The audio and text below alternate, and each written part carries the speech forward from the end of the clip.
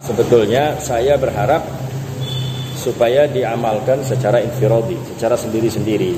Ya, pada akhirnya masing-masing harus berusaha untuk mewujudkan dalam amalan-amalan harian dia. Ya. Sudah pasti tidak akan ada kerugian ketika seseorang itu memperbanyak zikir kepada Allah SWT. Saya belajar mengenai perkara ini dengan beberapa orang guru. Mursyid saya sekarang sudah pada dipanggil oleh Allah SWT. Maulana Talha bin Zakaria Al-Kandahlawi. Saya langsung berguru kepada beliau di Syahrapur. Dan saya tidak pernah untuk menyebarkan sebetulnya. Tetapi melihat keadaan hari ini di mana kita sudah susah lagi mau keluar, ya, ada wabah corona, orang harus banyak di dalam rumah dan sebagainya. Apa yang mau dikerjakan? Maka sebaik-baik mengisi waktu itu dengan amal-amal ibadah. Maka ini saya akan sampaikan apa yang dulu saya pelajari, baik Juz'iyah, baik Naqsabandi dan Qadiriyah. Jadi pertama kita istighfar kepada Allah 100 kali beristighfar dengan menyadari berbagai kelemahan-kelemahan yang ada dalam diri kita, kekurangan-kekurangan kita dalam menunaikan hak-hak Allah, dalam menunaikan kewajiban-kewajiban Allah. Jadi istighfar ini Pak, istighfar ini harus dipahami bahwa istighfar ini adalah pengakuan kepada Allah, ya, mengenai kekurangan diri kita, mengenai kelemahan diri kita. Masih banyaknya perintah-perintah Allah yang belum kita wujudkan dalam diri kita, dan masih banyaknya larangan-larangan Allah yang kita tidak mampu menjauhinya secara sempurna. Supaya istighfar itu tidak terucap dari lisan yang hatinya lalai, tidak. Kata teman saya, sahabat saya, Habib Saleh Jufri, hari ini istighfar umat akhir zaman ini itu masih harus diistighfari lagi. Istighfarnya itu harus diistighfari. Seringkali istighfar itu keluar dalam keadaan hati yang lalai. Kadang-kadang istighfar itu digunakan untuk melampiaskan emosi. Ketika marah sama anaknya, astagfirullah.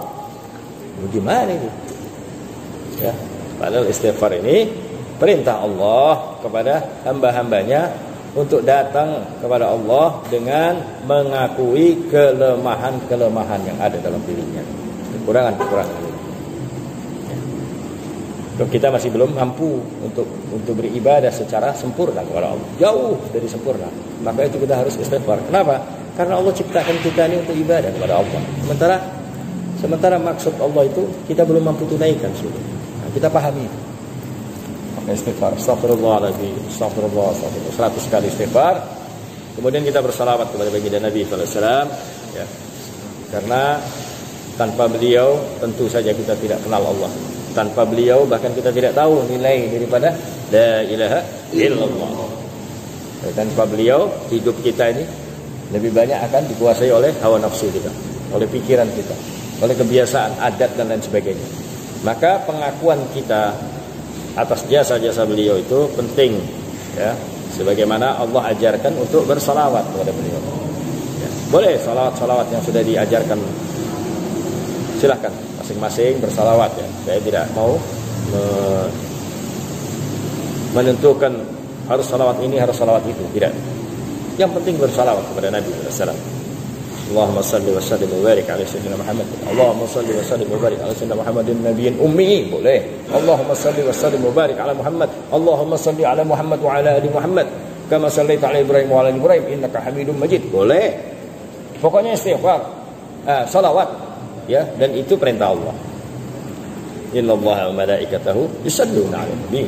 Allah saja dan para malaikatnya bersalawat. Maka Allah perintah, ya ayyuhalladzina amanu. Orang yang beriman aja Pak ini disuruh banyak-banyak salawat ini.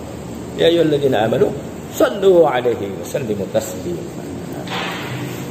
Dan kita harus yakin salawat kita ini akan banyak memberi manfaat pada diri kita, baik di dunia maupun di akhirat. Kita yang berhajat. Sebetulnya kita yang berhajat dengan salawat itu.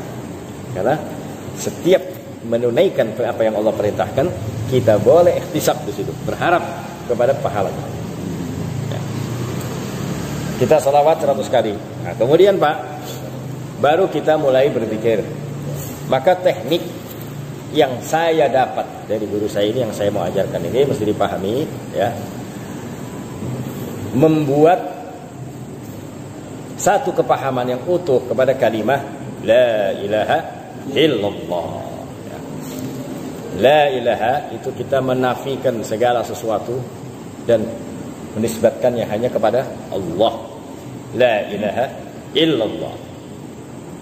Maka ketika kita ucap kalimat la ilaha, ini apapun yang ada terlintas dalam batin, dalam pikiran kita, kita buang. La ilaha illallah, menisbatkan hanya kepada Allah. La ilaha illallah. Maka saya diajarkan ketika ucap la ilaha itu agak dibuang ke atas. La ilaha illallah. Illallah itu ke arah dada sebelah kiri, karena di situ tempatnya jantung kita, pusat kehidupan. Kita masukkan ke dalam dada kita, sudur kita, la ilaha illallah, la ilaha illallah, la ilaha illallah, dengan penekanan pada kalimat illallah. Kemudian nanti setelah hitungan 165, kenapa saya gunakan 165? Ini tertib saja. Kalau mau lebih boleh. Ya. Bagus, lebih bagus. Saya dapat penjelasan dari Ajengan Jejen, beliau itu salah satu mursyid dari Suryalaya sana. Dari Abah Anom dikatakan bahwa itu yang paling ringan, dan untuk orang Indonesia ukuran segitu itu sebetulnya yang paling cocok, yang paling pas ya, supaya orang bisa istiqomah. So, kalau terlalu banyak nanti mereka itu sulit untuk istiqomah.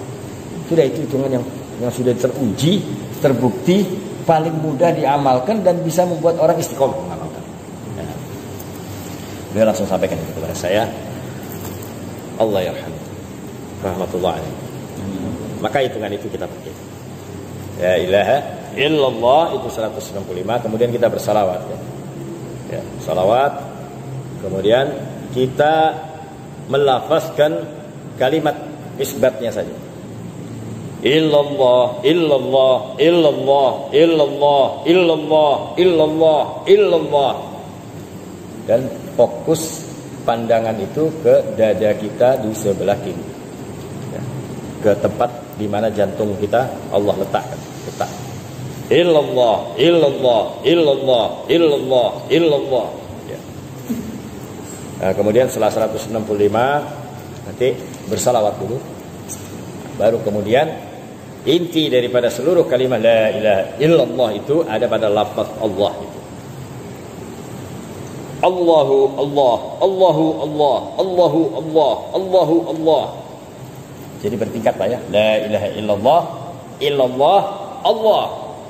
Allahu Allah, Allahu Allah, karena diwasal dua kali jadi Allahu, hu-nya harus terdengar di situ. Allahu Allah, Allahu Allah, Allahu Allah.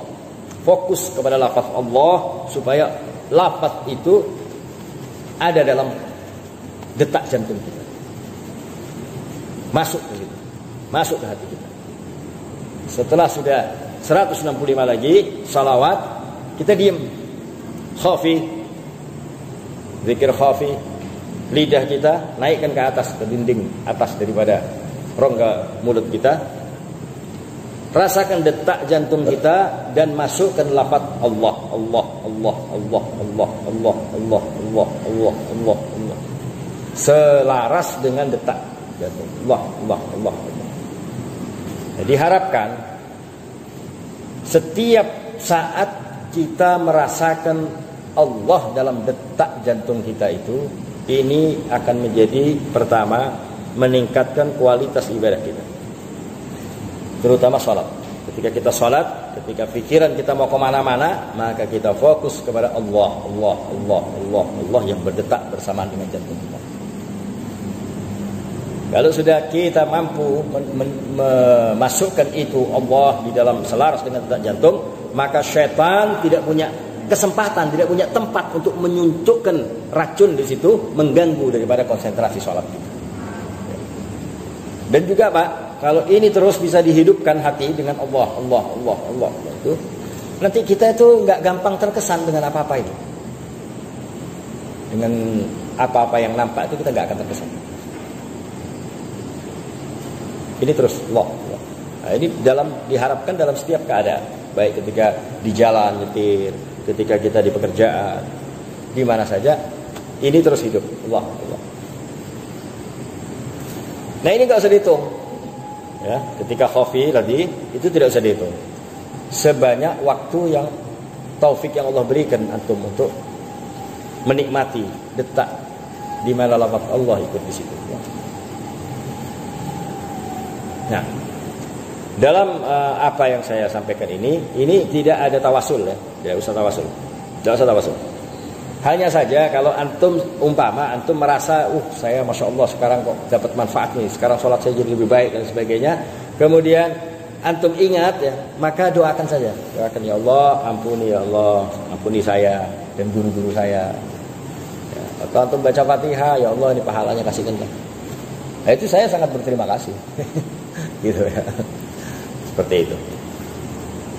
Saya bukan mursyid dan tidak pantas, jauh, belum layak. Tapi saya ingin berbagi ya, karena keadaan sekarang ini sungguh-sungguh telah kita sudah masuk kepada gerbang fitnah yang kita tidak tahu di depan kita ini apa yang akan terjadi, dan butuh sekarang ini pertahanan rohani ya, untuk menghadapi keadaan-keadaan yang wallahu a'lam kelihatannya akan semakin berat di depan kita. Itu saja. Jadi sama bisa dipahami, Pak.